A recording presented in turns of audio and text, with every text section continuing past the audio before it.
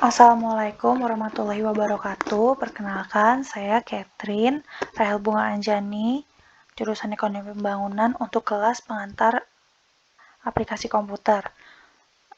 Di sini saya akan melaksanakan tugas membuat video untuk pertemuan 13, yaitu praktik mengolah data. Data yang akan saya gunakan adalah data IHK, konsumsi, dan suku bunga dari tahun 2013 sampai 2020 untuk tahunan. Kita akan melakukan regresi data dengan IHK sebagai variabel terikat dan konsumsi serta suku bunga sebagai variabel bebas. Cara yang pertama adalah kita memencet kontrol dan memencet IHK, konsumsi, serta suku bunga secara berurutan. Karena dengan berurutan kita akan menentukan mana variabel terikat dan mana yang variabel bebasnya.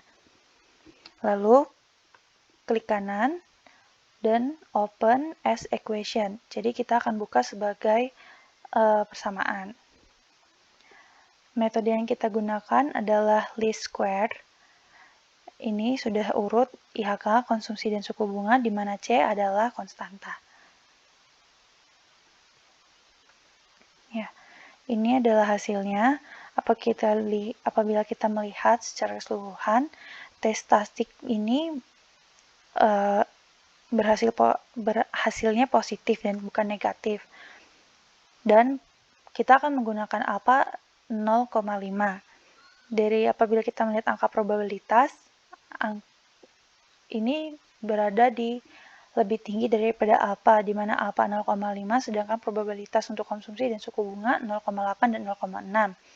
Dan juga tes statistik menghasilkan nilai positif dan bukan negatif, di mana ini berarti konsumsi dan suku bunga memiliki pengaruh yang sangat signifikan terhadap IHK. Untuk lebih lanjutnya, kita akan melakukan 4 uji asumsi klasik. 4 uji asumsi klasik yang pertama itu kita akan melihat normality dengan cara mengklik view, lalu residual diagnostics, dan memilih histogram normality test. Lalu akan muncul data histogram. Di sini kita akan melihat nilai Cerquibera, di mana Cerquibera bernilai 0,736541 yang memiliki nilai lebih besar dari alfa. Apabila Cerquibera lebih besar daripada alfa, berarti data terdistribusi dengan normal. Dengan angka Cerquibera yang lebih besar, data yang kita miliki sudah terdistribusi dengan normal. Untuk asumsi yang kedua, kita akan melihat autokorelasi. Kita akan mengklik view lagi, lalu residual diagnosis, dan serial correlation LM test. Ini diabaikan saja, langsung di OK. Nah, di sini kita akan melihat observasi dikali R-square yang bernilai 2,53. Apabila observasi R-square lebih besar daripada alfa, berarti tidak ada masalah autokorelasi. Alfa kita adalah 0,5 dan observasi R-square-nya bernilai 2,5 yang berarti lebih besar daripada alfa. Berarti kita tidak memiliki masalah autokorelasi. Untuk asumsi yang ketiga, kita akan melihat apakah ada masalah heteroskedastisitas. Kita akan mengklik view, lalu residual diagnosis, dan ke heteroskedastisitas test. Menggunakan tes dengan tipe Bruce-Paine. Lalu OK.